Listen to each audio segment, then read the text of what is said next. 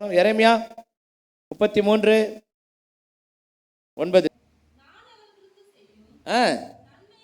நன்மையெல்லாம்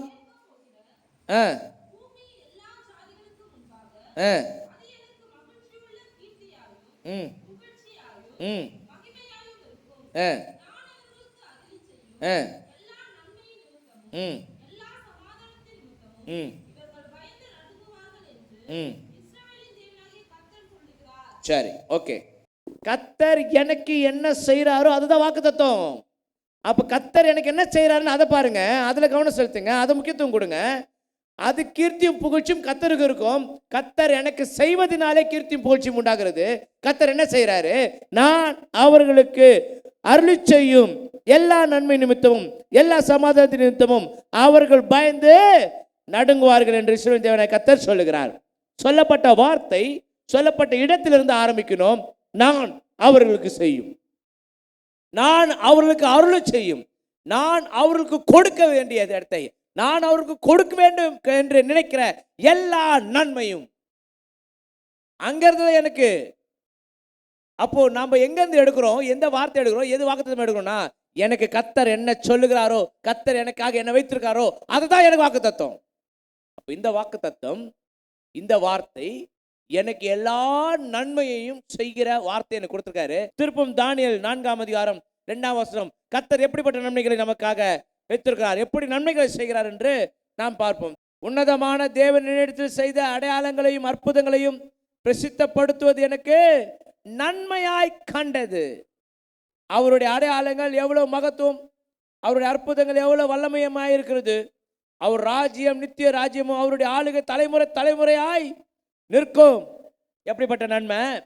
கத்தர் உங்களுக்கு நன்மை செய்கிறார். கத்தர் நமக்கு நன்மை செய்கிறான்னு சொன்னா எல்லா விதமான நன்மை செய்கிறார். எப்படி நன்மை நடக்குதுன்னா, அற்புதங்களும் அடையாளங்கள் மூலமா நம்ம நன்மை செய்கிறார். நமக்கு என்ன மாதிரி நன்மை கத்தர் செய்கிறாருன்னா, நமக்கு ஒரு அற்புதம் நடக்குது, அல்லது நமக்கு ஒரு அடையாளத்தை கத்து தரார். நான் என்னவா இருக்கணும், என்ன செய்ய போறேன், கத்தர் என் வாழ்க்கையில் என்ன செய்கிறாருன்றதுக்கான அடையாளத்தை கத்தர் நமக்கு தருகிறார், அல்லது கத்தர் நமக்கு ஒரு அற்புதத்தை செய்கிறார். 2 விதத்தை தான் கத்தரால நம்மகிட்ட இடைப்பட முடியும். 2 காரியங்கள் கத்தர் செய்கிறார். ஒன்று ஒரு அற்புதத்தை செய்கிறார், அல்லது ஒரு அடையாளத்தை கொடுக்கிறார். எத்தனை பேர் வீட்டில் ஒரு அற்புதம் நடந்துச்சு? எத்தனை பேர் வீட்டில் அற்புதம் நடந்துச்சு? அற்புதம் நடந்துச்சுன்றவங்க மாத்திரம் கை தூக்குங்க பார்க்கலாம். அற்புதம் நடந்துச்சா? அற்புதம் நடக்கலைன்னா சத்தியமே நடக்காது உங்க வீட்டில். ஏன் சொல்லுங்க? அற்புதம் நடக்காத கிறிஸ்தவ வீடே கிடையாது. ஹலோ, அற்புதம் நடக்காத கிறிஸ்தவ வீடே கிடையாது. அப்படி இல்லைன்னு சொன்னா இனிமேட்டும் அற்புதம் நடக்காது, ஏன்னா நீ கிறிஸ்தவனே கிடையாது. நல்லா யோசிச்சு சொல்லுங்க. கத்தர் உங்க வீட்டிற்கு, உங்க வீட்டில், உங்க குடும்பத்தில், உங்க பிள்ளைங்கள, உங்க பேரன் பேத்தி மகன் வாழ்க்கையில அற்புதத்தை செஞ்சாரா இல்லையா? இப்ப மட்டும் அல்லையா ஆமன் வந்து இவ்வளோ நேரம் எங்க போயிருந்தீங்க? இல்ல பிரதர், அது எப்போ நடந்தது பிரதர், இப்ப ஞாபகப்படுத்த எப்படி பிரதர்? எப்போ நடந்த விஷயம். இன்னைக்கு நம்ம மறந்து போயிடுறோம். கத்தர் நினைப்பூட்டுகிறாரு, அவர் அற்புதத்தின் மூலமா தான் நன்மையை செய்கிறார். நான் மறந்து போயிடுறேன். அவர் செய்த நன்மையை நான் மறப்பேனையானால் என்னை விட நன்றி இல்லாதவன் உலகத்தில் கிடையாது. நான் மறந்து போகிறேன் என்று சொன்னா கத்தர் எனக்கு செய்த அற்புதத்தை மீண்டும் செய்ய முடியாது. ஏன்னா ஏற்கனவே நான் அவர் எனக்கு செய்த நன்மையை நான் மறந்துட்டேன், அற்புதத்தை நான் மறந்துட்டேன். மறுபடியும் எப்படி ஒரு அற்புதத்தை செய்வாரு? அப்ப நம்ம ஒரு விஷயத்தை புரிஞ்சுக்கோங்க. கத்தர் நமக்கு ஒரு அற்புதத்தை செய்தார்னு சொன்னா அந்த அற்புதம் எனக்கு எப்படி இருக்கணும் தெரியுமா? எப்படி இருக்கணும் தெரியுமா? நினைப்பூட்டுதலா இருக்கணும். அதை மறந்துடக்கூடாதுன்னு சொல்லிக்கிட்டே இருக்கணும். நமக்கு நிறைய அற்புதம் செய்யறதுனால நம்ம ஃப்ளோல விட்டுறோம். அதை நிறைய அற்புதம் செய்யற நமக்கு அற்புதம் ஜோம் பண்ணா கிடைக்குது, ஜோம் பண்ணா நடக்குது, ஜோம் பண்ணா ஆகுது. அதனால நமக்கு அவர் அற்புதம் செய்தாரான்னா யோசிக்கிறோம், என்ன அற்புதத்தை அவர் நிறைய செஞ்சார், நமக்கு எப்படிப்பட்ட அற்புதத்தை செஞ்சார்னு யோசிக்கிறோம். நமக்கு கேட்கிற ஒவ்வொரு கேள்விக்கும் ஒவ்வொரு பதிலை கொடுக்கறதே அற்புதம் தான். அவரை பார்த்து வேண்டி விண்ணப்பம் செய்யும் போது அவர் பதில் கொடுக்குறாரு, அது ஒரு அற்புதம் தான். எனக்கு சின்ன சின்ன விஷயங்களுக்கு அற்புதத்தை அவர் செய்கிறவராக தான் இருக்கிறாரு. எங்க அப்பா மீன் குழம்பு கேட்பாராம் ஆண்டவர்கிட்ட, ஆண்டவரே இன்னைக்கு மீன் குழம்பு சாப்பிடணும் போல ஆசையா இருக்கு. கேட்கறவங்களுக்கெல்லாம் வந்து யோசிப்பாங்க, என்ன மனுஷன் மீன் குழம்புலாம போய் ஆண்டவர்கிட்ட போய் கேட்கறது? மீனை வாங்கணுமா, குழம்பு வச்சோமான்னு போகணும், இதெல்லாம் ஒரு அற்புதம் நடக்கணுமா? இல்லை, மீனை வாங்கல, குழம்பு வைக்கல, ஆனா எங்க அப்பா மீன் குழம்பு சாப்பிடுவாரு. அதான் அற்புதம். பேதுரு கிட்ட சொன்னாரு, ஏ வலைய முழுக்க வலைய போட்டேன், எனக்கு தெரியாத மீன் எங்க கிடைக்கும்னு. நான் பிறந்து வாழ்ந்த தண்ணியிலேயே மிதந்து நான் தண்ணியிலேயே வாழ்ந்தவன், எனக்கு தெரியாதா? நடுக்கடல்ல போய் நான் போட்டு முழுக்க காத்திருந்தேன், ஆனா ஒரு மீன் கூட மாட்டல. ஏசு வந்தாரு, ஏன் ராக்கு முழுக்க கரைக்கு வந்துட்டியா? ரொம்ப சந்தோஷம். நீ ஏன் நடுக்கடலுக்கு போன? வர கரையிலேருந்து கொஞ்சம் தூரம் தள்ளி போய் உன் வலையை அப்படி போடு. முதல்ல வலது போட்டு இடது போடு, இப்படி போடு, இப்படி போட்டு அப்படி போடு. ஏங்க இப்படி போட்டால் மட்டும் வந்துடுமா, அப்படி போட்டால் மட்டும் வராதா? நீ போட. போட்ட மாத்திரத்தில் வலை கிளிற அளவுக்கு மீன்களை அவன் பிடித்தான். அது அற்புதம். அந்த அற்புதத்தின் மூலமாக அவனுக்கு ஒரு நன்மை. என்ன நன்மை? நிறைய பைசா வரும். முழுக்க நடந்தது ஒரு அற்புதம் இல்லை, அப்போ உடனே நடந்துச்சு பாருங்க, அது அற்புதம். சாதாரண விஷயமா இருக்கும், சாதாரண காரியமா இருக்கும், ஆனா அது என் வாழ்க்கையில் ஒரு பெரிய காரியமா அது யோசிக்கணும். நான் சொல்லுகிறேன், கர்த்தர் உங்களுடைய ஜெபத்தை கேட்டு தருகிற ஒவ்வொரு சின்ன சின்ன சின்ன சின்ன விஷயம் கூட எனக்கு அது பெருசா தெரியணும். அப்படி தெரியலன்னு சொன்னா, நான் நல்லா எழுதி வச்சுக்கோங்க, நீங்க கெஞ்சி கூத்தாடி உபாசம் இருந்து நான் கண்ணீர் விட்டு அழுது புலம்பி ஐயோ அம்மான்னு கத்தனை பேர் கொடுப்பாரு. ஏன் சொல்லுங்க? ஈஸியாக கொடுத்துட்டா நமக்கு என்ன இல்லை? நமக்குலாம் என்ன இல்லை? நம்பிக்கை இல்லை, உணர்வு இல்லை, கத்தர் கொடுத்தான்ற எண்ணம் இல்லை. ஈஸியாக கிடச்சிச்சுல, நான் ஜோம் பண்ண பிரதர், கத்தர் கொடுத்தாரு பிரதர், அவ்வளோதான். ஆனால் நான் கண்ணீர் விட்டு அழுது புலம்பி ஓன் ஒப்பர வச்சு எல்லா ஊழியக்காரன் தலையிலையும் கையை வச்சு ஜோம் பண்ண வச்சு எல்லாருக்கிட்டையும் போய் தலையை கொடுத்து எல்லாரும் ஜோம் பண்ணி அதுக்கப்புறம் எனக்கு கிடச்சிச்சின்னு வச்சுக்கோங்களேன், கத்தர் கொடுத்தாரியா எனக்கு. ஏன்னா நான் அவ்வளோ கஷ்டப்பட்டிருக்கேன் அவர்கிட்டருந்து பதில் வாங்குறதுக்கு, அவர்கிட்ட ஒரு அற்புதம் நடக்கிறதுக்கு நான் இவ்வளோ கஷ்டப்பட வேண்டியது இருந்துச்சு. கஷ்டப்பட்டு வாங்கின உடனே கத்தர் கொடுத்தாரு. ஆனால் கஷ்டம் இல்லாமல் வந்துச்சுன்னா நம்ம அதை நினச்சி கூட பார்க்கறது இல்லை. நான் சொல்லுகிறேன், இப்போ யோசிச்சு சொல்லுங்க, கத்தர் உங்கள் வீட்டில் உங்கள் குடும்பத்தில் உங்களுக்கு அற்புதம் செஞ்சாரா? அற்புதத்தை செய்தார் என்று சொல்வீர்களே, ஆனால் கத்தர் நன்மைகளை செய்கிறார் என்று அர்த்தம். என் வீட்டில் ஒரு நன்மை, ஒரு அற்புதம் தான். நான் ஜெபிச்சேன், ஒரு அற்புதம் நடந்துச்சு, அது என் வீட்டுக்கு நன்மை, என் குடும்பத்துக்கு நன்மை, எனக்கு நன்மை. அப்போ கத்தர் எனக்கு நன்மையை செய்கிறார். இப்போ நன்மையை பெற்றுக்கொண்ட நான் அதை அறிக்கை செய்யாம, அதை உணராம, அதை விசுவாசிக்காம இனியே எப்படி இருக்க போகுது, எப்படி நடக்க போகுதுன்னு யோசிச்சா அப்போ கத்தருக்கு எப்படி கீர்த்தியும் புகழ்ச்சியுமாய் அது மாறும். நான் சொல்றேன், கத்தாவே எனக்கு ஒரு நன்மையை செய்தீரப்பா. எனக்கு நன்மை எப்படி இருந்துச்சுன்னா, ஒரு அற்புதமான ஒரு விஷயமா நடந்துச்சு. எனக்கு ஒரு அற்புதத்தை செய்தீர், அந்த அற்புதத்தின் மூலமாக நான் அதை பெற்றுக்கொண்டேன். இப்போ எனக்கு ஒரு அற்புதம் நடந்துச்சு. அடையாளத்தை கொடுக்கிறாராமா. அவர் ஒரு அடையாளத்தை கொடுக்கிறார். என்ன அடையாளம்? நான் ஜெபித்த உடனே நான் ஒரு அடையாளத்தை கேட்கணும். நீங்க ஜெபிக்கும் பொழுது தேவனிடத்தில் ஒரு அடையாளத்தை கேளுங்கள் வசனம் சொல்லுது. அப்போ நீங்களும் நான் என்ன பண்ணணும்னா, ஜோம் பண்ணும் போது ஆண்டவரை என் வீட்டில் என் காரியங்கள் என் சூழ்நிலைகளுக்கு எனக்கு பதில் கிடைக்கும் என்பதற்கான ஒரு அடையாளத்தை கொடுங்க. ஒரு அடையாளம் வேணும் எனக்கு. என் வீட்டில் எனக்கு ஒரு அடையாளம் வேணும், என் குடும்பத்துக்கு ஒரு அடையாளம் வேணும், என்னோட வேலைக்கு ஒரு அடையாளம் வேணும், நான் ஜெபிக்கிற ஜெபத்துக்கு பதில் உண்டு என்பதற்கு ஒரு அடையாளம் வேணும் அப்படின்னு சொல்லி ஜெபிக்கணுமா. அப்போ எனக்கு ஒரு அடையாளத்தை கர்த்தர் கொடுப்பாரே, ஆனால் அந்த அடையாளத்தின் மூலமாக ஒரு அற்புதம் நடக்க போகுதுன்னு அர்த்தம். வசனம் சொல்லுகிறது, எல்லாரும் பாருங்க, அவருடைய அடையாளங்கள் எவ்வளவு மகத்துவம் உள்ளும், அவருடைய அற்புதங்கள் எவ்வளவு வல்லமையுமாய் இருக்கிறது.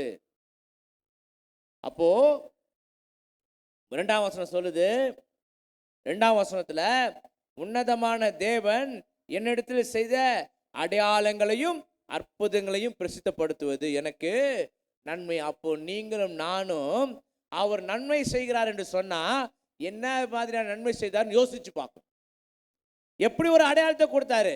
ஒரு வசனத்தின் மூலமாக, ஒரு செய்தியின் மூலமாக, ஒரு வார்த்தையின் மூலமாக, யாராவது ஒருத்தர் சொல்வது மூலமாக, ஏதாவது ஒரு காரியங்கள் மூலமாக. சில நேரங்களில் ஆட்டோக்கு பின்னாடி எழுதியிருக்க வசனம் கூட நம்மளுக்கு ஒரு ஆறுதலாக இருக்கும். ஆட்டோக்குள்ள உட்காந்து போனால் உள்ள ஒரு வசனம் இருக்கும், அது நம்மளுக்கு ஆறுதலாக இருக்கும். திடீர்னு ஒரு இடத்துல இந்த சர்ச்சில் எல்லாம் வச்சுக்கிற மாதிரி ஏதாவது ஒரு மாதா கோயிலையோ இல்லை சர்ச்சிலையோ திடீர்னு ஒரு வசனம் படிக்கும். அந்த நேரத்தில் நம்ம ஜோம் பண்ணியிருப்போம், ஆண்டவரே என்னோட கூட பேசுங்கன்னு, அந்த வசனம் உங்களோட கூட பேசும். இதெல்லாம் தான் அடையாளம். கர்த்தர் உங்களுக்கு நன்மைகளை செய்கிறார் என்பதற்கு அடையாளமே வார்த்தையின் மூலமாக, வசனத்தின் மூலமாக உங்களுக்கு தெளிவுபடுத்துவாரு. நீ ஜெபித்த ஜெபம் கேட்கப்பட்டாயிற்று. அல்லேலூயா. என் ஜெபம் கேட்டது, என் ஜெபம் கேட்கப்பட்டது, நிச்சயமா எனக்கு ஒரு அற்புதம் நடக்கும். அடையாளம் வரும், அற்புதம் பின்னாடியே வரும். ஹலோ, கர்த்தர் முதல்ல ஒரு அடையாளத்தை கொடுப்பாரு, அதுக்கப்புறம் ஒரு அற்புதம் செய்வார்.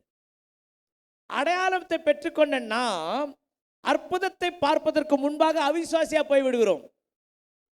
அடையாளத்தை பெற்றுக்கொண்ட நாம் அற்புதத்தை பார்ப்பதற்கு விசுவாசிக்க வேண்டும்.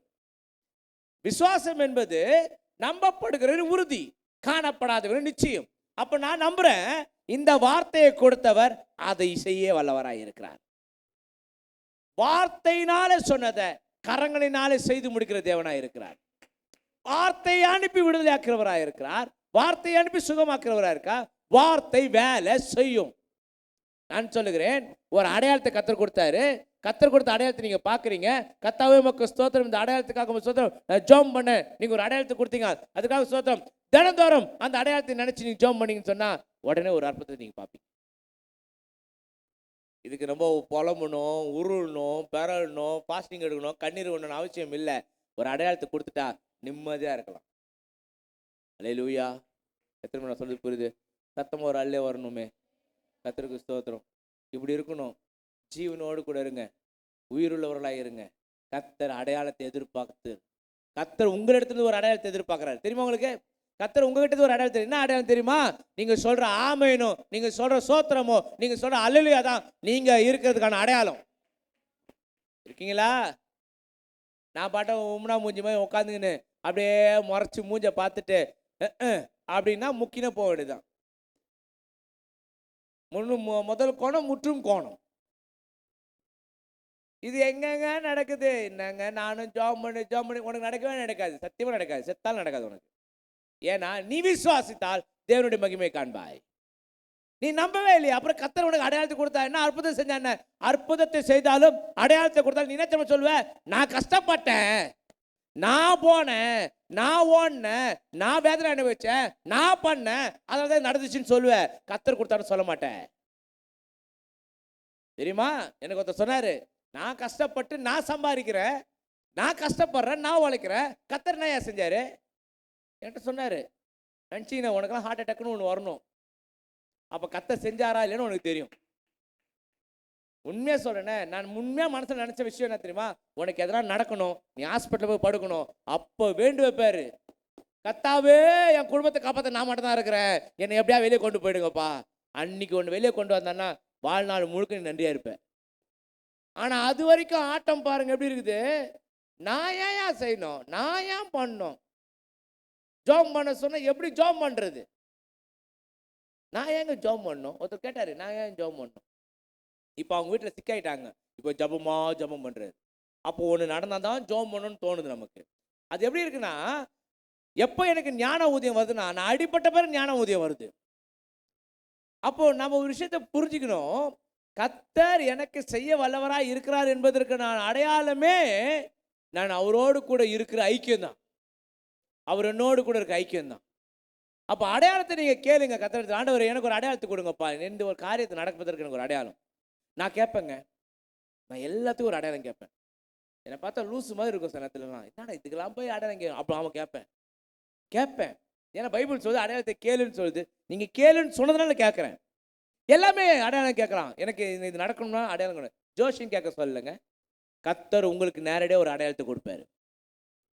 நேரடியாக ஒரு அடையாளத்தை கொடுப்பாரு. நான் சொல்லுகிறேன், ஒரு அடையாளத்தை பெற்றுக்கொண்ட நாம் நிம்மதியாக இருக்கலாம். ஏன் சொன்னா, கர்த்தர் நிச்சயமா ஒரு அற்புதத்தை செய்ய போறார். முதல்ல வருவது அடையாளம், ரெண்டாவது வருவது அற்புதம். இப்படிதான் நன்மை, இப்படிதான் சகல விதம் நன்மை அப்படிதான் பெற்றுக்கொள்கிறோம். எல்லா நன்மையும் அப்படிதான் வருது. எனக்கு அடையாளம் வேணும் ஆண்டவரே, கொடுத்துட்டாரு, நிம்மதியாரு. அற்புதத்தை எதிர்ப்பு ஆண்டவரே, நீர் கொடுத்த வார்த்தைக்காக உமக்கு ஸ்தோத்திரம். இந்த வார்த்தை எனக்கு ஒரு அற்புதமாக நடக்க போகிறபடியால் உமக்கு ஸ்தோத்திரம். அந்த அற்புதத்தை பார்க்க நான் காத்திருக்கிறேன். அப்படியே காத்துட்டே இருக்கணும். ஆண்டவர் வார்த்தை தாங்க, இந்த மாசம் நடக்கல, தாங்க இந்த அடுத்த மாசம் நடக்கல. நான் சொல்லுகிறேன், மாசங்கள் போலாம், நாட்கள் போலாம், வருஷங்கள் போனா கர்த்தருடைய வார்த்தை ஒரு நாள் விழுந்து போகாது. நிச்சயமாய் வரும். தாமதித்தாலும் காத்துரு, அது நிச்சயமாய் வரும். அல்லேலூயா. வசனம் வரும், தாமதித்தாலும் அது நிச்சயம் வரும். நான் என்ன சொல்றேன், நான் என்ன பண்ண போறேன், நான் என்ன பண்றேன், எதுவுமே என்னுடையது கிடையாது, எதுவுமே என்னுடைய வாழ்க்கை கிடையாது, நான் வாழ்ற வாழ்க்கை என்னுடையதே கிடையாது. கர்த்தர் எனக்காக யாவும் செய்து முடிப்பாரு, அவ்வளவுதான். நான் என்ன பண்றது, நான் கர்த்தரை நம்பி திடனா இருக்கணும்னு வசனம் சொல்லுது. நீ கர்த்தரை நம்பி திடனா இரு. நான் கர்த்தரை நம்பி திடனா இருக்கிறேன். கர்த்தாவே, நீர் எனக்காக செய்ய வல்லதை நான் பார்க்கவே இல்லப்பா. கர்த்தர் செய்கிறதை கண் காணவும் இல்லை, என் காது கேட்கவும் இல்லை. அது மனுஷனோட ஞானத்தை தோன்றும் எனக்கு தெரியல. அவர் செய்வாரு. எப்படி செய்வாரு, எப்படின்னா செய்யறாரு, ஆனா செய்வாரு. என்னை பொறுத்த வரைக்கும் நடக்கணும், அவ்வளவுதான். அதுக்கு நான் காத்திருக்கிற ஆண்டவர், காத்திருக்கிற ஆண்டவர், காத்திருக்கிற ஆண்டவர். நான் சொல்லுகிறேன், நிச்சயமாய் நிறைவேறிய தீரும். அல்லேலூயா, அல்லேலூயா. இந்த லைட்டு இதெல்லாம் போட்ட பிறகு பையன் சொன்னா, இதே மாதிரி செட்டப் நம்ம சர்ச்சில் ரெகுலராக இருந்தால் எப்படி இருக்கும்? நான் சொன்னேன், நடக்கும். ஒரு நாள் வரும், இதே செட்டப் இதே ரெகுலரா இப்படியே இருக்கும், இதை விட பெட்டராகவும் இருக்கும். எத்தனை பேர் விசுவாசிக்கிறீங்க? நான் நம்புறேன். இது எப்படி நடக்கும்? நடக்கும், நான் நம்புறேன். இதை விட பெட்டரா, இதை விட சூப்பரா கர்த்தர் நிச்சயமா ஆலயத்தை அலங்கரிக்க வல்லவராக இருக்கிறார். அல்லேலூயா. நான் விசுவாசிக்கிற தேவன் இன்னார் என்று நான் அறிந்து வைத்திருக்கிறேன். இதெல்லாம் போடும் போது நான் ஒவ்வொரு வாட்டி நினைப்பேன், ஆண்டவரே இது அப்படியே எனக்கு சொந்தமாக்கிடுங்க. இது மாட்டின உடனே அவனை கூப்பிட்டு கேட்கலான்னு அப்படியே விட்டு போயிடுங்க. நீங்க நான் வரும்போது ஒரு அப்படியே யோசிச்சுட்டு வர ஒரு கற்பனையில் அது தேவசித்தமாக இருக்கணும். இந்த மாதிரி என்னைக்கா ஒரு செட்டப் போடணும். ஃபுல் செட்டப் போட்ட உடனே செட்டிங்லாம் போடும்போது நான் இது வந்து சும்மா இதை விட பெட்டராக நான் ஒன்று யோசிச்சு வச்சிருக்கேன். இதை விட பெட்டரா, இதை விட சூப்பரா, இதை விட இன்னும் நல்லா இருக்கிற மாதிரி ஒரு விஷயத்தை யோசிச்சு வச்சிருக்கேன். அது ஒரு நாள் நான் கண்டிப்பாக இந்த இடத்துல போட்டு அதுக்கு ஒரு ப்ரோமோ கண்டிப்பாக நம்ம இங்கே பார்ப்போம். அப்படி பார்த்த பிறகு அந்த ஓனரை கூப்பிட்டு, இங்கே வா, இது அப்படியே விட்டுரு, எவ்வளோ ஆகுதுன்னு சொல்லு, அப்படின்னு செக் எழுதி கையில் கொடுத்துடணும். எத்தனை பேர் விசுவாசிக்கிறீங்க? இது எப்படி இருக்குதோ அப்படியே விட்டுரு, எவ்வளோனா இருக்கட்டும், இந்தா எவ்வளோ அமௌண்ட்டுன்னு செக்கப் போட்டு அப்படியே கிழிச்சு கையில் கொடுத்து எடுத்துக்கோ அப்படின்னு சொல்லணும். எத்தனை பேர் விசுவாசிக்கிறீங்க? அதை அப்படி ஒரு காலத்தை கர்த்தர் நிச்சயமா, அல்லேலூயா, அடையாளம், இது அற்புதம் நடக்கும். எத்தனை பேர் விசுவாசிக்கிறீங்க? இது வெறும் அடையாளம் தான், எனக்கு கர்த்தர் கொடுத்த அடையாளம் தான். இந்த இடத்த காலி பண்ணிடணும், இந்த இடத்த முடிச்சிடணும், இந்த இடத்த போயிடணும் இல்ல. கர்த்தர் எனக்கு ஒரு அடையாளத்தை கொடுத்தாரு, நீங்க தானே இருப்ப. அல்லேலூயா. இதை விட பெட்டரா, இதை விட சூப்பரா, இதை விட நல்லதா, அழகா போயிடும். உண்மைட்டு எத்தனை பேர் விசுவாசிக்கிறீங்க? கர்த்தர் நிச்சயமாய் செய்ய வல்லவராக இருக்கார். அடையாளத்தை கொடுத்தவர் அற்புதத்தை கொடுப்பாரு. பையன் நினைச்சானே தெரியாது, எங்க வீட்டு என் பொண்ணு நினைச்சா தெரியாது, என் மனைவி நினைச்சா தெரியாது, நான் நினைச்சானே தெரியாது. ஆனா கர்த்தர் ஒரு அடையாளத்தை கொடுத்தா அது நிச்சயமா நிறைவேற்றுவார். நான் நினைக்கிறேன், நான் விசுவாசிக்கிறேன். இந்த மாதிரி நம்ம நிறைய விஷயம் நம்ம இங்க பண்ணியிருக்கோம். ஆனா இந்த மாதிரி விஷயம் நம்ம இப்ப பண்ணதில்ல. நாளைக்கு ஈவினிங் ஒரு விஷயம் நடக்கும் பாருங்க. அந்த மாதிரி விஷயம் நடக்கும் போது நீங்க வந்து பார்த்தீங்கன்னா தெரியும், கர்த்தர் இதே போலவே நம்மளுடைய ஆலயத்தை அலங்கரிக்க வல்லவராய் இருக்கிறார் என்று நான் விசுவாசிக்கிறேன். அல்லேலூயா. இது எனக்கு ஒரு அடையாளம். அற்புதத்தை எதிர்பார்த்து காத்திருக்கிறேன். தினந்தோறும் ஜெபிப்பேன், பார்த்து ஜெபிப்பேன், இப்படிதான் கற்பனை பண்ணி ஜெபிப்பேன். நிச்சயமா நடக்கும். என் பையன்கிட்ட சொன்னேன், இது ஃபுல்லா எல்இடி ஸ்கிரீன் போட போறோம். எப்படி? இந்த இத்தனை லைட்டு பின்னாடி ஃபுல்லா எல்இடி ஸ்கிரீன் ஃபுல்லா போடும், எப்படி இருக்கும்? அப்படிதான் பார்த்தவங்க உட்காந்து. நான் கர்த்தர் எனக்கு ஒரு தரிசனமா கொடுத்தாரு, இப்படிதான்டா இருக்கும்னு. நீங்க நினைச்சு கூட பார்க்க மாட்டீங்க. நம்ம சபையில ஜெபிச்சு தான் எல்லாம் நடக்குது. நான் இதுக்காக ஜெபிக்கிறேன், கர்த்தர் நிச்சயமா செய்வாரு. அல்லேலூயா. நான் விசுவாசிக்கிறது இன்னாரன்னு நானு ஒரு செக்கில் எல்லாம் வச்சுட்டு போயிடுவேன். கர்த்தர் அப்படிப்பட்ட ஒரு வாய்ப்பை, அப்படிப்பட்ட ஒரு காரியத்தை கர்த்தர் என்னோட வாழ்க்கை நிறைவேற்ற வல்லவராய் இருக்கிறார். இன்னைக்கு என்கிட்ட ஒன்றும் இல்லை, ஆனால் ஒரு நாள் கர்த்தர் வரும். கர்த்தருக்கென்று ஒரு நாள் இருக்கும். அவர் காலத்தையும் சமயத்தையும் தமிழ் கரத்துல வைத்திருக்கிறார். அது நிச்சயமாய் நிறைவேற்ற வல்லவராய் இருக்கிறார். என்னை பார்த்து கேட்டாங்க, நீங்க எப்ப கார் வாங்க போறீங்க? நான் சொன்னேன், வாங்கிடுவேன். எப்போ வாங்குறது, கார் வாங்குறது நான் எப்போ பார்க்கறது? ஆனால் இதெல்லாம் கற்பனை, இதெல்லாம் பேசுறாங்க, இதெல்லாம் ரொம்ப பில்டப், ஓவர் பில்டப்புங்க. நான் சொல்லுறேன், நான் விசுவாசிக்கிற தேவன் இன்னார் என்று நான் அறிந்து வைத்திருக்கிறேன். அவர் மலைகளை பெயர்க்க கூடுமையானால், வட்டாந்தரையாக தண்ணீரை கடந்து போக வைக்க கூடுமையானால், கண்மலைகளை பிளக்க கூடுமையானால், வானத்திலிருந்து மன்னாவை கொடுக்க கூடுமையானால், காடையை கொண்டு வந்து போச்சிக்க கூடுமையானால், என் தேவன் எனக்காக எல்லாவற்றையும் செய்யக்கூடும். நான் விசுவாசிக்கிறேன். இன்னைக்கு என்கிட்ட ஒன்றும் இல்லை, ஜீரோ பேலன்ஸ்ல இருக்கலாம். ஆனால் கர்த்தர் நிச்சயமாகவே என் கரத்தை ஆசீர்வதிக்க வல்லவராக இருக்கிறார். நான் நிச்சயமாக ஆசீர்வாதமாக இருப்பேன். நான் அநேகர் கடன் கொடுக்கிறவனாய் கர்த்தர் என்னை மாற்றுவார். நான் நிச்சயமாய் பழுகவும் பெருகவும் செய்வேன். கர்த்தருடைய வார்த்தை அப்படிதான் சொல்லுது.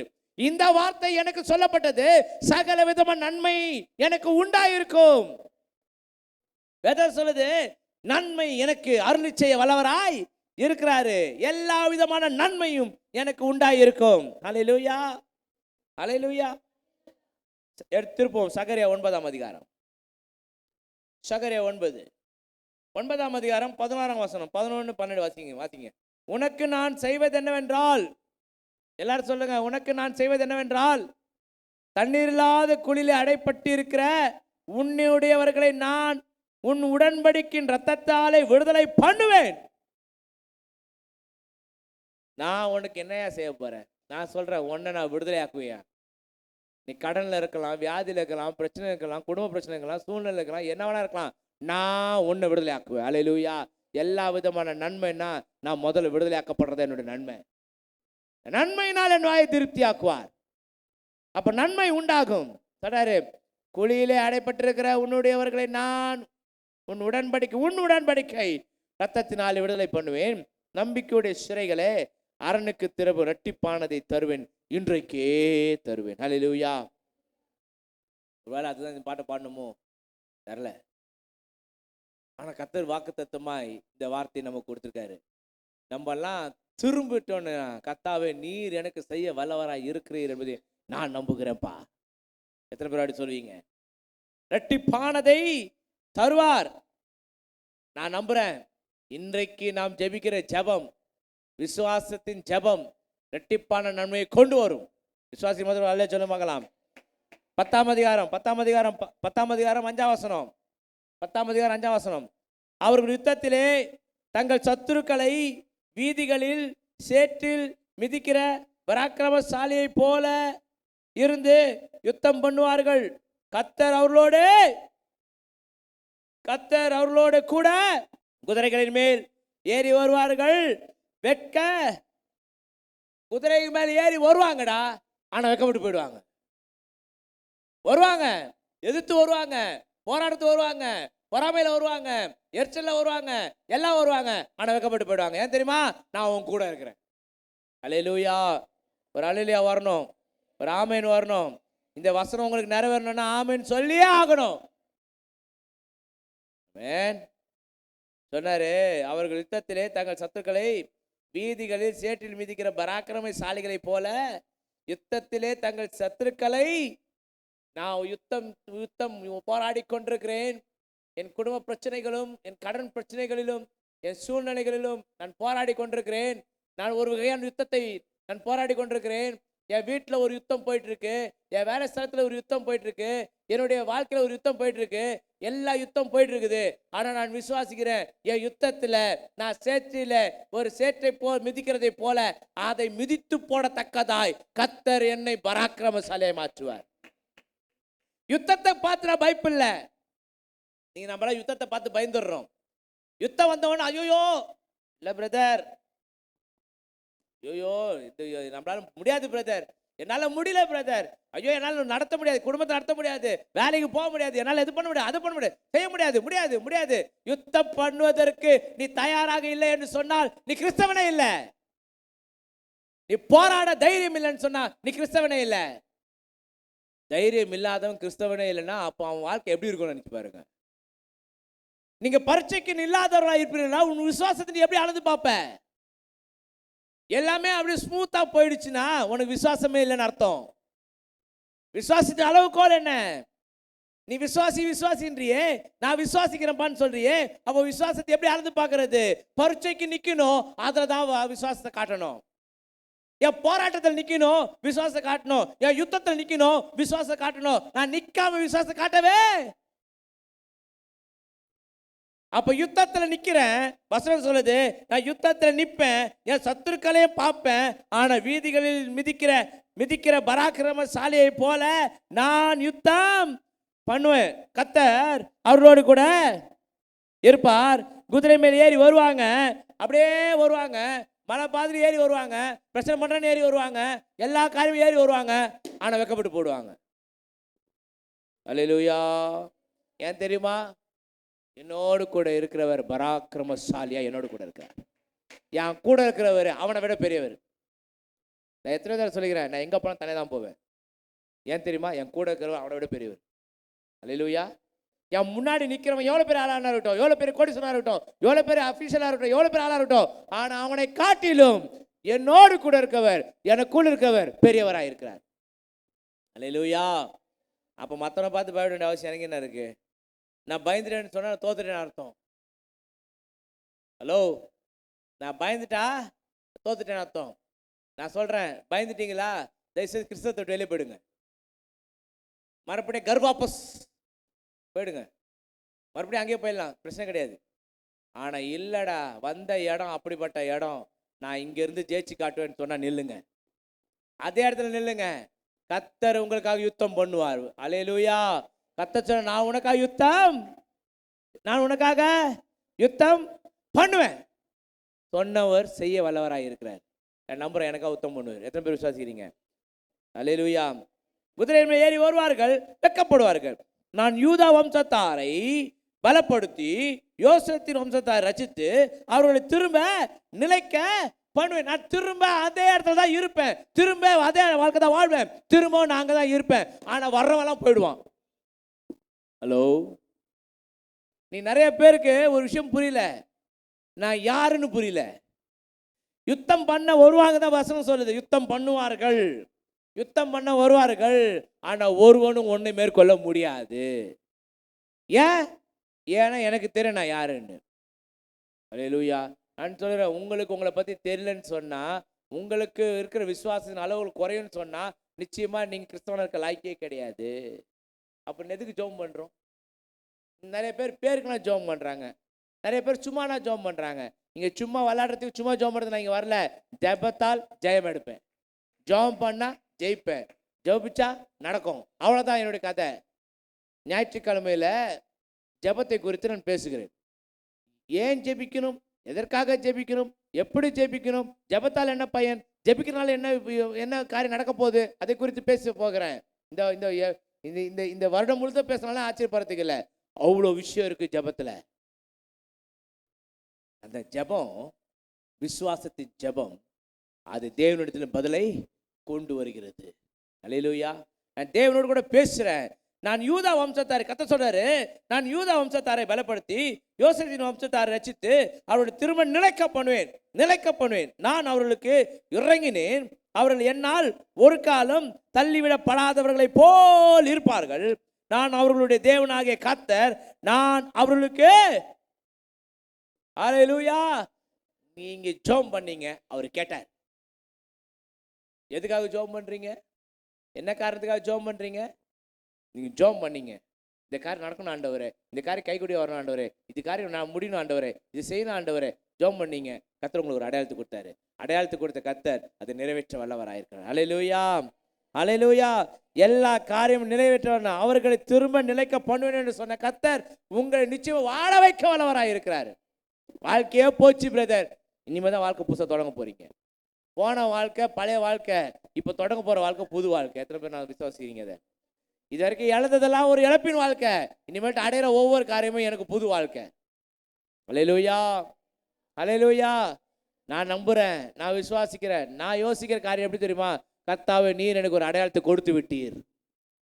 எத்தனை பேர் இங்க அப்படின்னு யோசிக்கிறீங்க? நான் சொல்லுகிறேன், இங்க உட்கார்ந்து இருக்கவங்க, இந்த செய்தி கேட்ட நீங்க, அல்லது இந்த இணையதளத்தின் மூலமாக செய்தி கேட்கப்படுகிறவர்களாக இருப்பீர்களே, ஆனால் இன்றைக்கு சொல்லுகிறேன், அடையாளத்தை கொடுத்த தேவன் நிச்சயமாகவே அற்புதங்களை செய்ய வல்லவராயிருக்கிறார். நீ விசுவாச தேவனுடைய மகிமையே. அல்லேலூயா. எத்தனை பேர் பார்க்க ரெடியா இருக்கீங்க? இன்றைக்கு இந்த வார்த்தை மூலமாக அடையாளத்தை பெற்றுக்கொண்டிருப்பீர்களே, ஆனால் அற்புதத்தை பெற்றுக்கொள்வதற்கு காத்திருங்க. நிச்சயமாய் வரும். அது தாமதம் நிச்சயமாய் வரும். அது நிச்சயமா நிறைவேறும். அது பொய் உரையாதது. அது அனுப்பினதை செய்யும். அது வந்துடுச்சுன்னா இன்னைக்கு உங்க இருதயத்துல, உங்க எண்ணத்துல, உங்க வாழ்க்கையில இப்ப கேட்டுட்டு இருக்க உங்களுக்குள்ள இந்த வார்த்தை வந்துச்சுன்னா நிச்சயமா அது செய்தே முடிக்கும். அது நிறைவேறிய தீரும். அப்ப நிச்சயமா ஒரு அடையாளத்தை நீங்க பார்த்துட்டீங்க, ஒரு அற்புதத்தை நீங்க பார்ப்பீங்க. ஹல்லேலூயா. எத்தனை பேர் அற்புதத்தை பார்க்க விரும்புறீங்க? ஆமென். நான் பார்ப்பேன். வசனம் சொல்றது எல்லா விதமான நன்மையும் எனக்கு கிடைக்கும். ஆமென். என் வியாதி, என் கடன், என் குடும்பம், என் பிரச்சனை, அது இது எல்லாம் இருக்கட்டும். நான் இதை பாத்திர விட்டு நீ இப்படி பார்க்குறேன். எப்படி பார்க்குறேன்னா, கர்த்தாவே நீர் எனக்கு அருளிச்செய்யும் எல்லா நன்மை நிமித்தமும் எனக்கு சமாதானம் உண்டாகும்ப்பா. ஹல்லேலூயா. ஒரு அடையாளத்தை இன்னைக்கு கொடுத்துருக்கீங்க. இந்த அடையாளம் என்னுடைய அடையாளம். கிறிஸ்தவனுக்கு உரியதான அடையாளம் என்ன தெரியுமா? நான் சொல்ல, கிறிஸ்தவர்களால் நடக்கும் அடையாளம். கிறிஸ்தவர்களுக்கு இருக்கிற நான் முதல் அடையாளமே, நான் இயேசுவை நம்புறேன், முழு மூச்சா நம்புறேன், செத்தால நம்புவேன். அதான் அடையாளம். அவர் நல்லவர் என்பது ருசித்தா, அவர் நல்லவர் என்பது ருசி பார்த்துட்டா அவர் விட்டு போக மாட்டாங்க, செத்தாலும் போக மாட்டான். ஆனா வேதம் சொல்ற, கர்த்தர் நல்லவர் என்பது ருசித்து பாருங்க. அவர் அற்புதங்களையும் அடையாளங்களின் மூலமாக நம்மை நிரப்பி கொண்டிருக்கிறார், நடத்தி கொண்டிருக்கிறார். அவர் காரியங்களை வாய்க்க செய்து கொண்டிருக்கிறார். அவர் செய்து கொண்டே இருக்கிறார். நான் சொல்றேன், இன்மட்டும் நடத்தினார், இனிமேலும் இனிமேலும் இனிமேலும் நடத்துவாரு. அதுக்காக தான் இந்த வருஷத்தை எனக்கு கொடுத்துருக்காரு.